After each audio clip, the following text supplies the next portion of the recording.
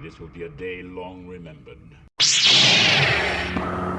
Now I am the master. Welcome to another episode of Legends and Theories. And just to let you know, there is a spoiler for the Bad Batch in this, because someone did spoil it when they revealed the set in a leak before this set was revealed and the show came out, and I was annoyed by that, so I don't want to do that to anyone else in the industry. I think getting a new Bad Batch set, which I think looks really good. It's cool that we're getting both a Bark Speeder, which looks like almost the exact same as the 501st one, but all in gray. So it is an Imperial one, and we get a cool but kind of bright lime green speeder, and the shuttle looks really good.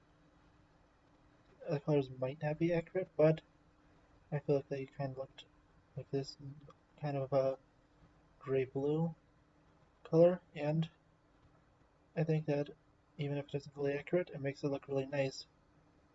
I think the box also looks really nice, and I do like the Bad Batch image they have on top of the clones in their armor. I think they did a really good job with it. But let's continue on to the next one.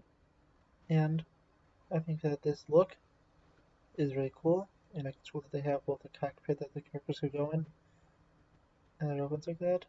This one you can't really see well on the inside, but all the figures are cool, and it's nice to see that they almost all have face printings and their hair with it. But let's go on to the next picture, since this one isn't that clear of what's on the inside, and the next one does show that. This is a really interesting insight to the set, and looking at it, it's cool that there is a seat for every current member of the Bad Batch, and it looks like there's at least one more seat in it.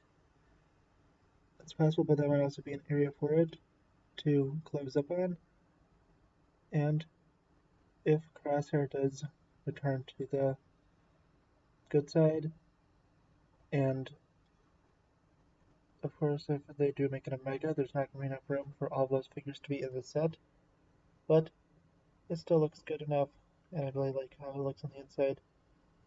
And as you can see, there are some airbrush translations, which I did manage to translate with an app you can get on the App Store, and it's pretty cool, so I'll tell you what those do say.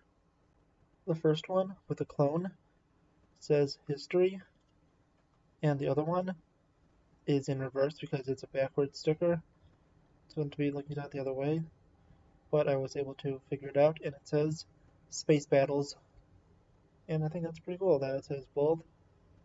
History, I'm guessing, refers to the Empire being created, and space battles is likely referring to a battle in space, but this picture does have a glare, so I can't tell what that is, and that's most likely a Venator-class Star Destroyer, or an early Imperial one.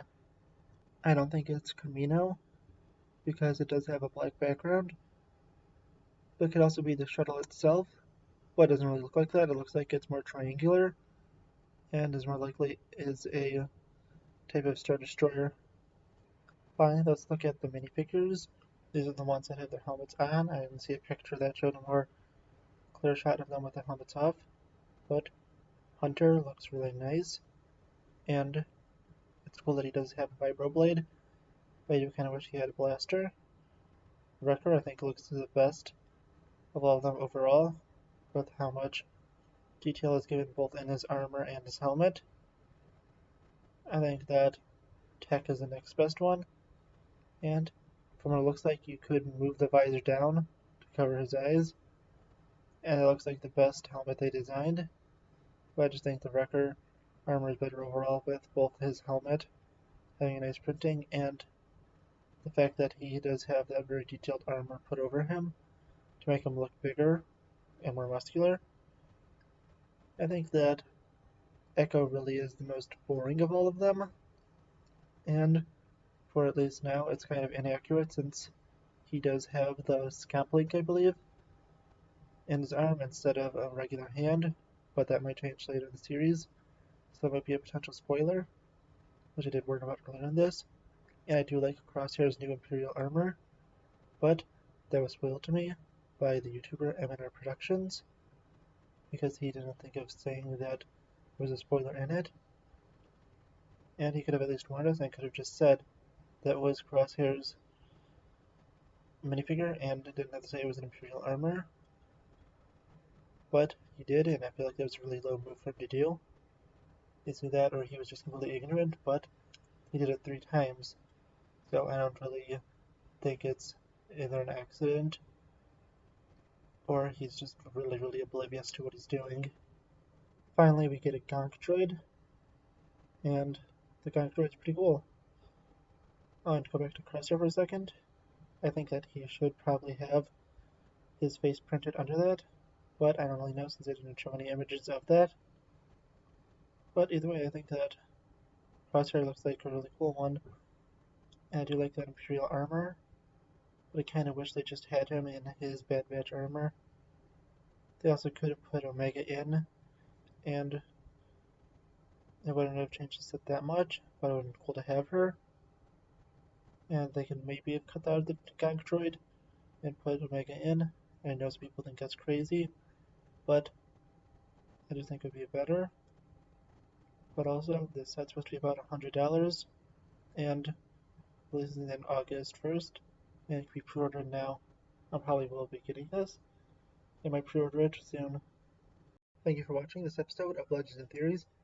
Please like the video, leave some comments, subscribe to the channel, and share it with your friends, and may the Force be with you.